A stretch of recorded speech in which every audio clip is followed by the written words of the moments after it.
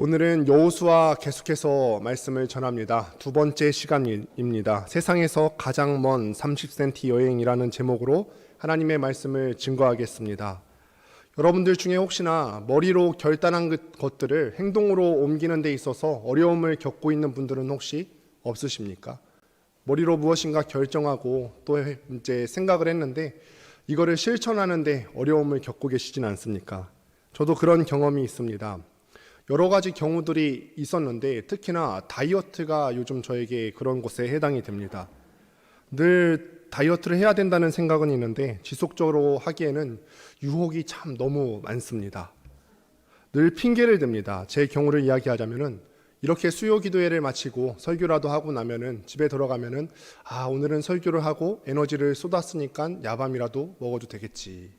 토요일 날 제자반을 마치고 나면은 주일을 준비하면서 또 허기가 집니다. 주일을 준비해야 되니까 또 먹어도 되겠지. 이렇게 갖은 핑계를 댑니다. 머리로는 다이어트를 결심했어요. 내가 내 몸의 건강과 나의 유익을 위해서 머리로 그렇게 결단을 했는데 이게 머릿속으로만 맴돌지 이 가슴으로 내려오지가 않는 거예요.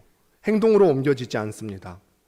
시중에 나온 책 중에 머리에서 가슴까지 가는 길이 가장 멀다라는 책이 있습니다. 머리에만 담아두고 행동으로 옮기지 못하는 사람이 적었다면 이 책이 나왔을까요?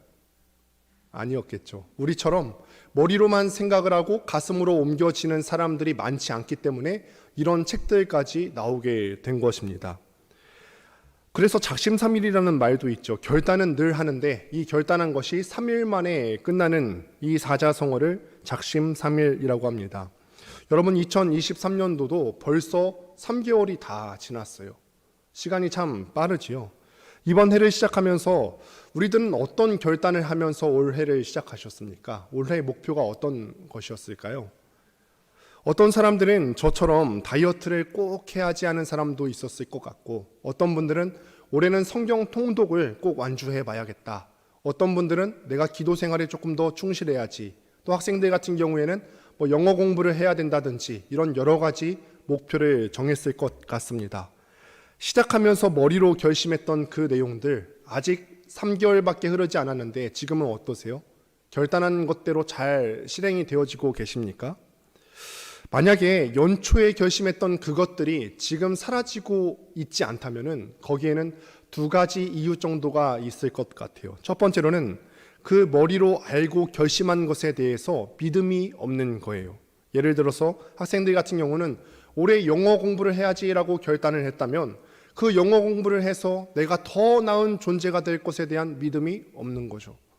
내가 말씀 통독을 하고 기도 생활을 열심히 해야지.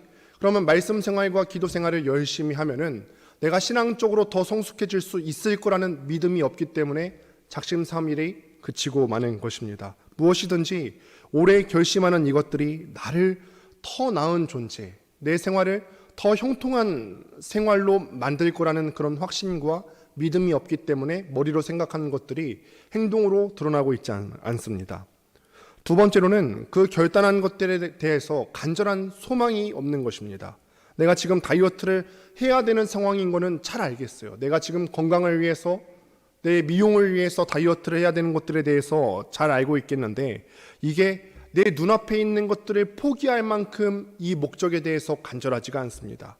내가 지금 기도해야 되는 상황인 거 알겠어요. 예배에 충실하고 또 경건생활, 말씀과 기도 생활에 충실해야 되는 거 알겠어요. 그런데 여기에 대해서 내 만사를 젖혀두고 이거를 하기에 간절하지가 않은 것입니다.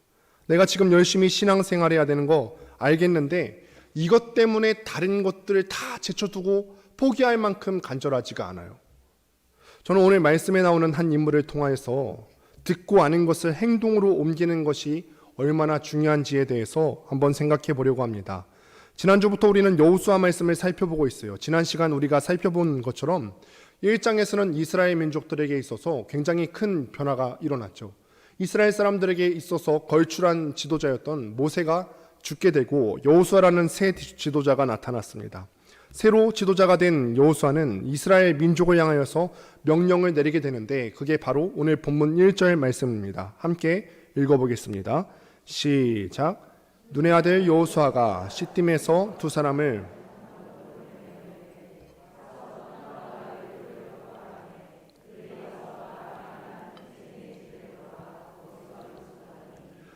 이제 가나안 땅을 목전에 두고 그 첫 관문인 여리고 땅을 정탐하러 들어가라고 명령을 내리죠.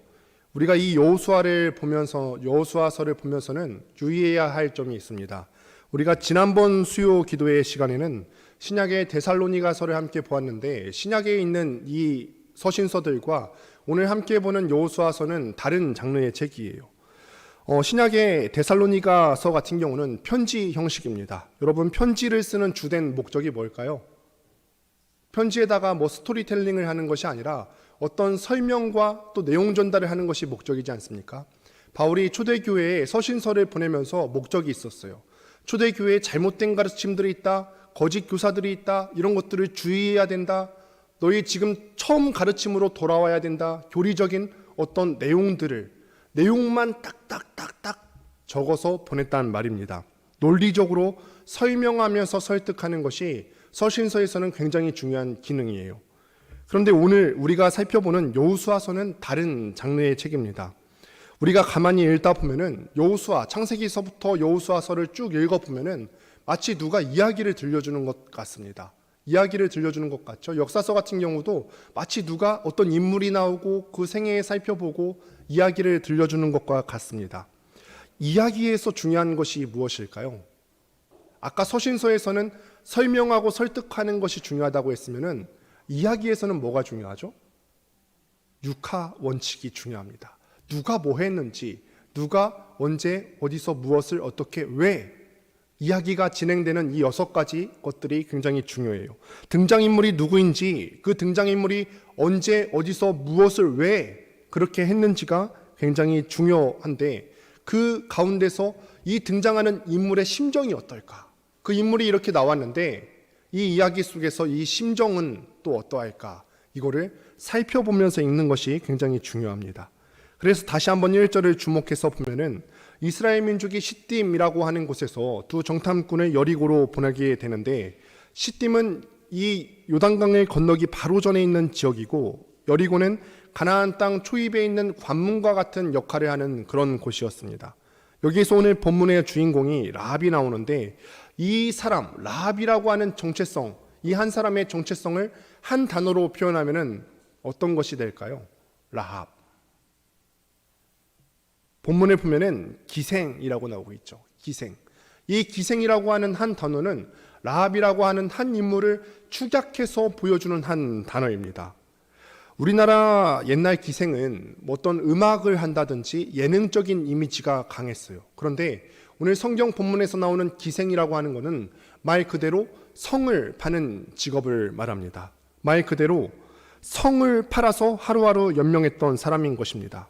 예나 지금이나 이 창기라는 신분이 인정을 받는 그런 신분은 아니지요. 그렇게 부유하지도 않았을 것이고, 다른 사람들이 이 창기라는 사람을 봤을 때는, 창기를 보았을 때는 멸시, 천대를 받았을 것이고, 또 내일은 어떻게 될까? 내일 나의 삶은 어떻게 될까? 굉장히 불안정한 그런 사람이었을 것입니다.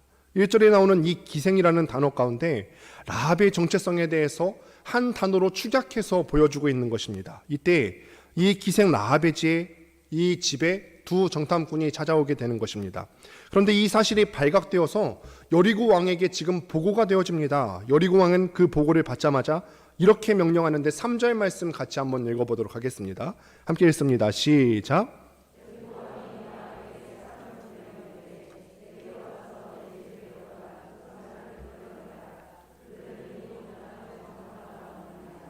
여러분, 본문을 한번 자세히 보실까요? 지금 여리고 왕이 누구에게 사람을 보낸다고 하죠? 라합에게. 정확하게 라합을 지명해서 거기에 첩자가 있는지 확인하러 보냈어요. 그냥 여리고 왕의 첩자가 들어왔다더라. 그런데 어디 있는지는 잘 모르니까 다 뒤져봐라. 거기서 걸리면 한 사람 나오겠지. 이게 아니라 정확하게 라합 한 사람. 이 말은 무엇일까요? 어느 정도 정보가 들어왔다는 거예요. 라합의 집에 정탐꾼이 들어갔다라는 정보를 어느 정도 알고서 이 집에 사람을 보냈다는 거죠. 분명한 정보를 갖고 그 집으로 사람을 보내고 있습니다. 첩자를 숨긴다는 게 어떤 의미일까요? 배신입니다. 배신. 여리고 사람인 라합이 적군인 이스라엘 정탐꾼을 숨겨주는 것은 배신에 해당하는 죄로 엄히 처벌받을 수 있는 죄 아닙니까? 상황에 따라서는 신분도 쳐냈겠다, 사형에 처해질 수도 있을 것 같아요. 그런데 이런 위험에도 불구하고 라합이 정탐꾼들을 숨겨주고 추적자들에게 거짓말로 둘러댑니다. 맞다, 우리 집에 그 정탐꾼들이 오기는 왔었는데 그 사람들이 어디서 왔는지는 나는 모르고, 그리고 그 사람들이 성문을 닫을 때쯤에는 이미 나가서 우리 집에는 아무도 없다라고 둘러대요.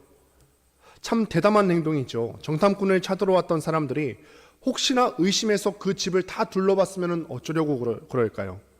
어쩌면 이 상황에서 정탐꾼을 숨겨준 행동은 정말로 자기 목숨을 걸고 했어야 되는 일이었을 수도 있습니다. 그렇다면 왜 그랬을까라는 질문을 우리가 던져볼 수 있겠죠. 라합은 도대체 왜 자기 목숨을 걸면서까지 이 정탐꾼을 숨겨주려고 한 것일까? 왜 라합이 이렇게 위험한 일을 했을까? 답은 9절에 있는데 다시 한번 우리가 9절 말씀을 읽어보도록 하겠습니다. 함께 읽습니다. 시작.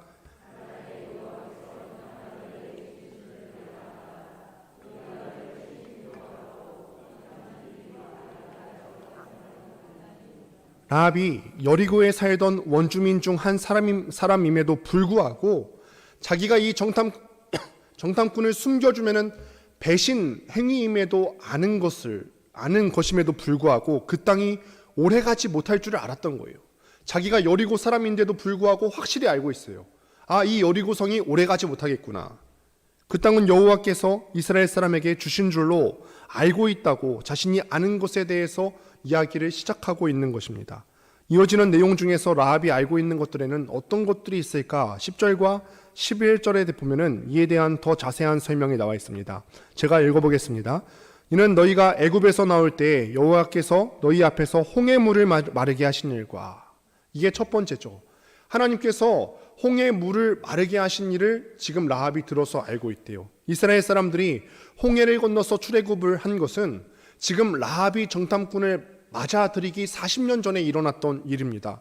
그런데 라합이 그 사실을 알고 있습니다.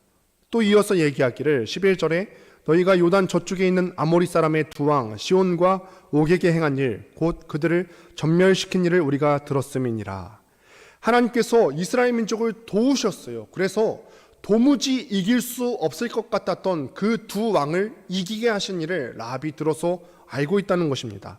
한마디로 말하면은 이렇게 얘기할 수가 있습니다. 너희 하나님이 최고다. 이 최고이신 하나님이 홍해물도 마르게 하셨고 두 왕을 이기게 하셨고 나아가서는 우리 여리고 땅도 너희에게 주실 것이다. 너희 하나님이 최고시다. 옛날 성경으로 번역하자면 상천하지의 하나님이신 거죠. 라합은 전능하신 하나님에 대해서 분명히 알고 있었고요. 그 전능하신 하나님께서 지금 자신이 살고 있는 이 여리고 땅도 이스라엘 사람들에게 주실 것을 확신하고 있었던 것입니다. 이 확신이 있었기 때문에 자기 목숨이 걸려 있는 일이라 할지라도 주저하지 않았던 것입니다.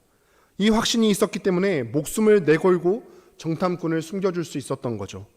11절에 나오는 너희의 하나님 여호와는 위로는 하늘에서도 아래로는 땅에서도 하나님이시니라. 그러니까 이 말은 라합의 신앙 고백이에요. 내가 믿는 하나님은, 내가 아는 하나님은 이런 하나님이시다.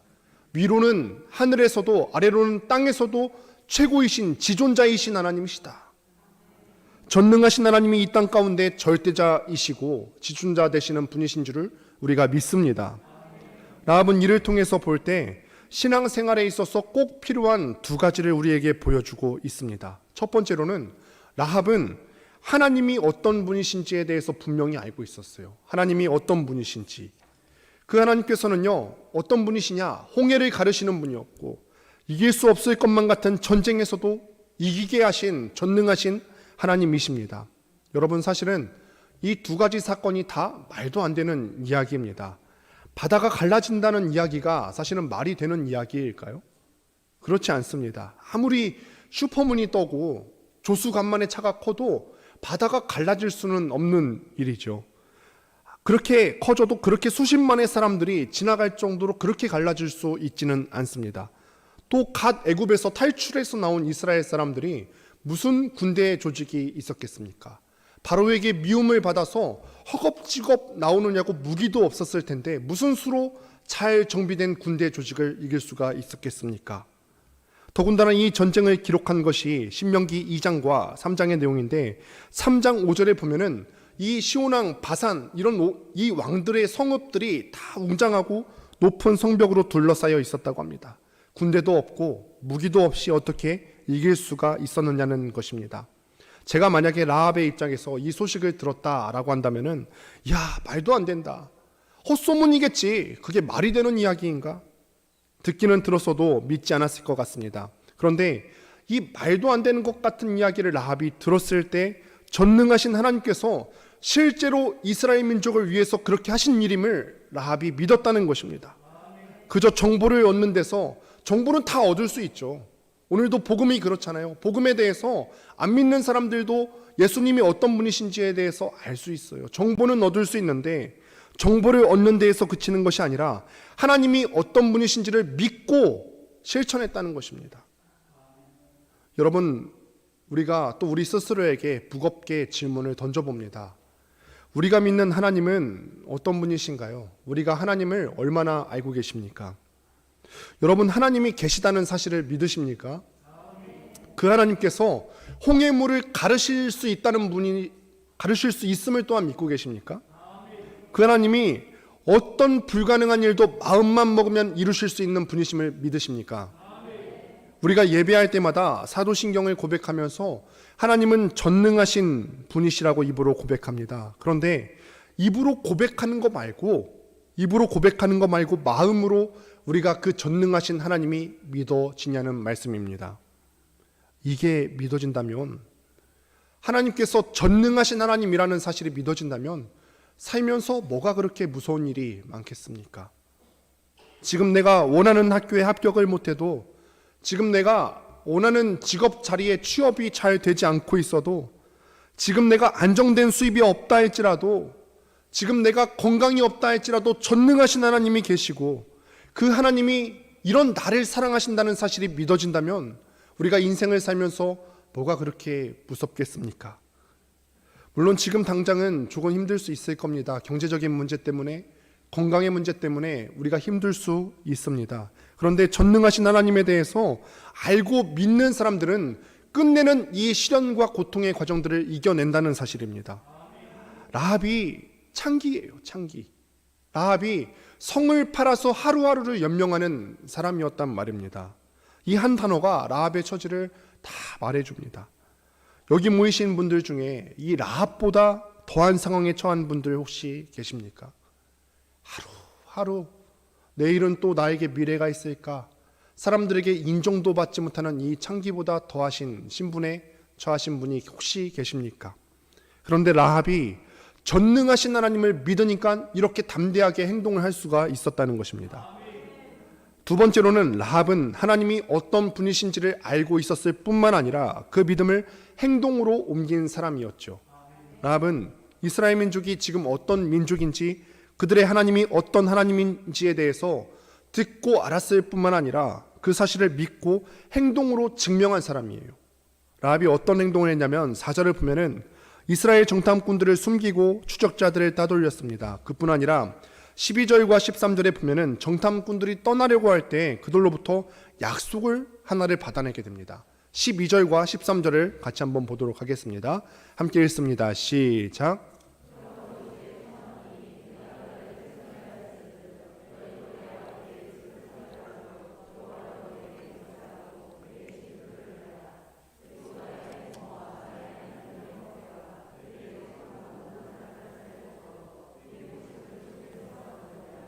아멘.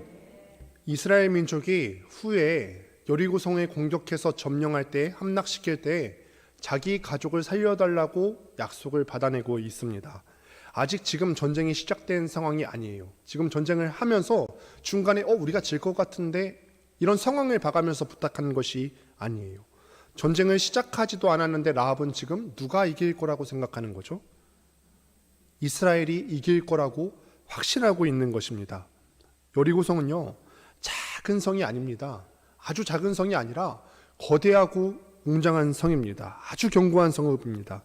그런데 아직 전쟁이 시작도 하기 전에 라합은 이 전쟁의 승패에 대해서 알고 있었고 자신의 미래를 이스라엘의 역사에 건 것입니다. 여러분, 아는 것에서 그치는 것과 실제로 행동으로 옮기는 것에는 아주 큰 차이가 있습니다. 2차 세계대전이 끝나갈 무렵에 미국은 일본에 대해서 원자폭탄 공격을 감행하게 됩니다. 먼저 히로시마에 원자폭탄을 투하하고 이틀 뒤에 나가사키 지역에 폭탄을 투하합니다. 히로시마에 폭탄을 투하하고 난 후에 미국은 일반인 희생자의 숫자를 줄이기 위해서 나가사키 지역에 삐라를 뿌리게 됩니다. 그 내용은 이 도시는 불바다가 될 것이다. 그렇기 때문에 이 나가사키 지역에 살고 있는 사람들은 다 도시 밖으로 대피하라. 삐라를 뿌렸어요. 근데 이 삐라가 뿌려졌음에도 불구하고 나가사키에서는 7만 4천 명의 사망자가 발생을 하게 돼요. 정보는 알았어요. 이 미국이 여기에 원자폭탄을 투하한데 정보는 알았지만 설마 진짜 폭탄을 투하할까라고 생각하면서 행동하지 않은 많은 사람들은 그 자리에서 목숨을 잃게 되었다는 거예요. 그 숫자가 7만 4천 명이에요. 여러분, 우리가 믿음이라는 단어를 많이 쓰게 되는데 믿음이라고 하는 것은 아는 데서 그치는 것이 아니에요. 아는 것은 믿음이라고 하지 않죠. 믿음은 아는 것을 행동으로 옮기기까지의 과정 전체를 의미합니다. 아는 데에도 불구하고 행동하지 않는다? 내가 신앙적인 내용을 아는데도 불구하고 기도해야 되는 것을 아는데도 불구하고 말씀을 봐야 되는 것을 아는데도 불구하고 행동하지 않는다. 이거는 믿음이 아닌 거죠. 내가 성경의 내용을 압니다. 내가 하나님에 대해서도 잘 알아요. 또 크리스천이라면은 어떻게 살아야 되는지에 대해서도 잘 알고 있는데 그럼에도 불구하고 행동으로 삶을 살아내지 않는 것은 믿지 않는 것입니다. 그래서 성경은 행함이 없는 믿음에 대해서 이렇게 말하는데 야고보서 2장 14절 말씀을 한번 보도록 하겠습니다. 함께 읽습니다. 시작. 내 형제들아, 만일 사람이 믿음이 있노라 하고 행함이 없으면 무슨 유익이 있으리요? 그 믿음이 능히 자기를 구원하겠느냐? 이어서 17절 말씀에 이렇게 기록을 하는데 읽어보겠습니다. 이와 같이 행함이 없는 믿음은 그 자체가 죽은 것이라. 행함이 없는 믿음, 물론 우리가 행위가 구원을 받는 조건은 아닙니다. 어떤 착한 행동을 해서 구원을 받는 것은 아니에요. 그런데 우리가 믿음으로 구원을 받는데 그 믿음은 무엇으로 증명할 수 있죠? 행동으로 증명할 수 있는 겁니다. 아는데도 불구하고 행동하지 않는 것은 믿음이 아니라는 것이죠. 죽은 믿음이라는 것입니다.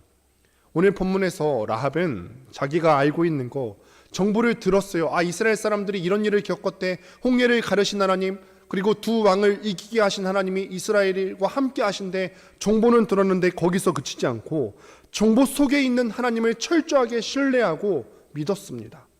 그래서 성경 기자는 라합에 대해서 이렇게 기록하는데 우리가 믿음장이라고도 부르는 히브리서 11장 보면 31절에 이렇게 기록합니다. 믿음으로 기생 라합은 정탐꾼을 평안히 영접하였으므로 순종하지 아니한 자와 함께 멸망하지 아니하였도다. 믿음장이라 불리우는 11장에는 여러 믿음의 조상들이 다 나오게 되죠. 아브라함, 이삭, 야곱, 요셉, 모세, 이 내노라 하는 사람들 중에 지금 누가 들어가 있어요? 창기가 들어가 있어요. 라합이 아는 데서 그치지 않고 믿음으로 행동을 했더니 이 믿음의 조상들 반열 사이에 어깨를 나란히 하고 설 수 있었다는 얘기죠. 라합의 믿음을 보라고 성경 기자가 특별히 뽑아내서 지금 예를 들고 있는 것입니다. 무엇이 라합을 믿음의 사람 되게 하였습니까? 지행일치, 아는 것에서 그치지 않고 행동으로 옮겼을 때, 하나님을 아는 정보에서 그치지 않고 그 하나님을 받아들였을 때 라합이 믿음의 증거가 되는 것입니다. 라합이 이렇게 믿음의 행동을 했습니다. 그럴 때 어떠한 일이 벌어졌는지 아십니까? 우리가 소위 신의 한수라는 표현을 쓰기도 하는데 이게 진짜 신의 한수, 하나님의 한수가 되었어요. 라합이 정탐꾼들에게 여리고성이 함락될 때 가족들을 살려달라고 요청했어요. 정말로 훗날 이스라엘이 여리고를 점령할 때 이 라합의 약속으로 인해서 먼저는 라합과 그의 가족들의 생명이 유지될 수가 있었습니다. 여러분, 이렇게 보장받은 생명이 작습니까? 우리가 어떤 약속을 해서 우리의 생명이 보장을 받는다, 나의 생명이 구원을 받는다, 생명 구원받는 게 작은 일입니까? 그렇지 않습니다. 그뿐입니까? 사실 라합은 별 볼 일 없는 사람 아닙니까? 기생, 창기예요. 아무도 거들떠보지도 않고 창기의 신분으로는 내일은 나의 미래가 있을까 날마다 걱정하면서 살아가야 되는 처지였어요. 정말 아무것도 아닌 사람이지 않습니까? 보통 사람이라고도 쳐줄 수 없을 정도로 지위적으로 최하 계층에 속한 사람입니다. 그런데 이 라합이 믿음의 행동, 이거 한 것 때문에 이스라엘의 족보의 이름을 올리게 되는 것입니다. 멸망당한 여리고성의 한 사람으로 이름도 모르게 그냥 쓰러져 가는 것이 아니라 이 하나님을 알고 믿은 것 한 일 때문에 이스라엘 족보의 이름을 올리게 되었어요. 그것도 마태복음 1장 5절 예수님의 족보의 이름을 올렸습니다. 예수님의 족보는 다윗 왕의 족보입니다. 왕의 족보죠. 한낱 기생, 한낱 창기였는데 이 믿음의 행동을 한 것 때문에 그 이름이 어디에 올라가게 됐냐? 왕의 족보, 메시아의 족보에 올라가게 되었다는 것입니다. 엄청난 영광이죠. 나의 이름이 왕의 족보에 나중에 기록이 된다 생각을 해보십시오. 그것도 메시아의 족보에 기록이 된다면 얼마나 큰 영광이겠습니까? 라합은 자기가 들은 하나님에 대한 믿음이 있었고 여기에 자기의 간절한 소망을 두었어요. 주중에 학개서에 대한 말씀을 묵상을 했어요. 학개서 1장 4절을 보니까 하나님께서 이스라엘 백성들에게 이렇게 말씀을 하십니다.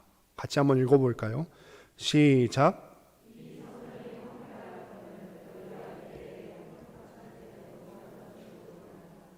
이때 상황을 잠깐 설명을 드리자면은 이스라엘 사람들이 포로로 잡혀갔다가 다시 돌아왔죠. 다시 돌아와서 성전을 짓는데 이 성전 짓는 것이 대적들의 방해로 인해서 잠깐 중단이 되었어요.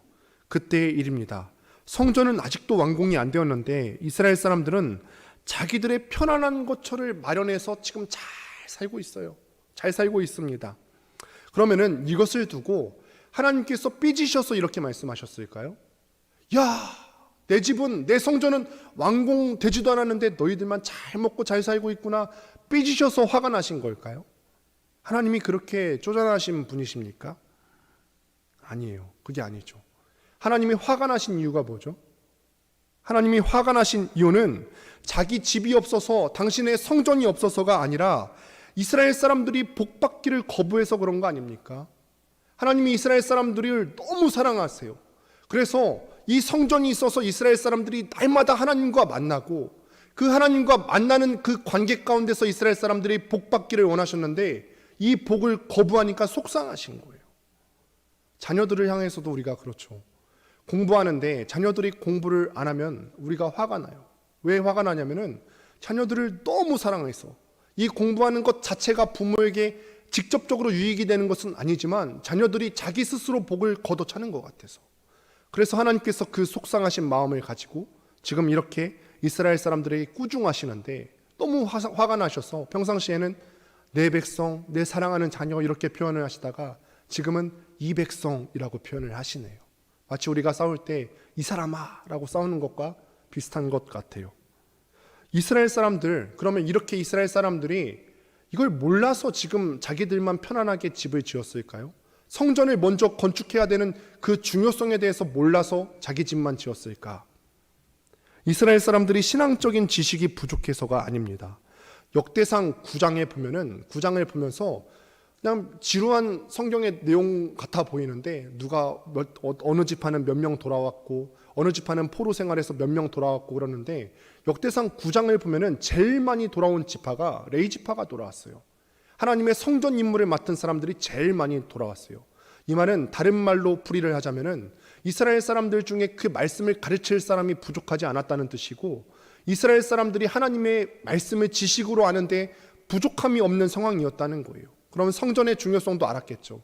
이 성전의 중요성을 알았음에도 불구하고 이스라엘 사람들이 그렇게 하지 않고 자기들의 거처만 지금 마련을 했다고 하는 것입니다. 그들이 하나님과 만나는 장소인 성전이 얼마나 소중한 장소였는지 모르지 않았을 거란 말입니다. 그런데 왜 실행을 안 했을까? 왜 성전에 최우선 순위를 두지 않았을까? 쉬운 말로 하면 먹고 살기 급급하거든요. 하나님을 만나고 하나님께 예배하는 장소를 찾고 이거를 내 복의 근원으로 여기는 것이 아니라 하나님과 관계를 회복하는 것보다 내 안락한 거처를 마련하는 이 현실의 문제 앞에 가로막히는 것입니다.